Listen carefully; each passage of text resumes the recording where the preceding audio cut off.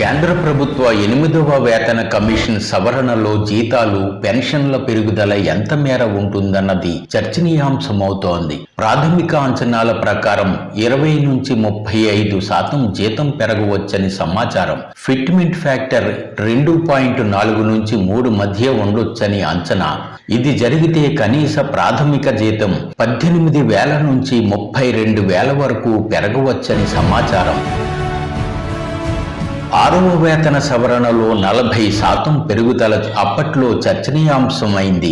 7వ వేతన సవరణలో 23 నుంచి 25% పెరిగింది. అయితే తాజాగా 8వ వేతన కమిషన్ సవరణలో ప్రాథమిక జీతంలో కరువు భత్యం చేరుస్తారా లేదా అన్నది చర్చనీయాంశమవుతోంది. ప్రస్తుతం డిఆర్ఎస్ అలవెన్స్ 50% కంటే ఎక్కువ పెరిగినా ప్రాథమిక జీతంలో డిఆర్ఎస్ అలవెన్స్ లేదా డిఆర్ఎస్ రిలీఫ్ చేర్చే ప్రతిపాదన లేదు.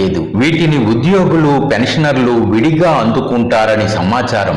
అఖిల భారత వినియోగదారుల ధరల సూచిక ఆధారంగా డిఆర్ఎస్ అలవెన్స్, డిఆర్ఎస్ రిలీఫ్ లెక్కించడం జరుగుతుంది. వీటిని ఏటా జనవరి, జూలై నెలల్లో సవరిస్తారు. 8వ వేతన కమిషన్ సవరణ సిఫార్సులు 2026 జనవరి నాటికి అమలులోకి రావాల్సి ఉంది. అయితే ఇది మరో 18 నెలల జాప్యం అవుతుందని సమాచారం. పే కమిషన్ తీసుకోబోయే నిర్ణయాలు ఉద్యోగులకు, పెన్షనర్లకు అనుకూలంగానే ఉంటాయని ప్రభుత్వం చెబుతోంది. దాదాపు 6.5 లక్షల నుంచి 7 లక్షల మంది పెన్షనర్లకు మేలు జరుగుతుందని కేంద్ర ఆర్థిక శాఖ చెబుతోంది.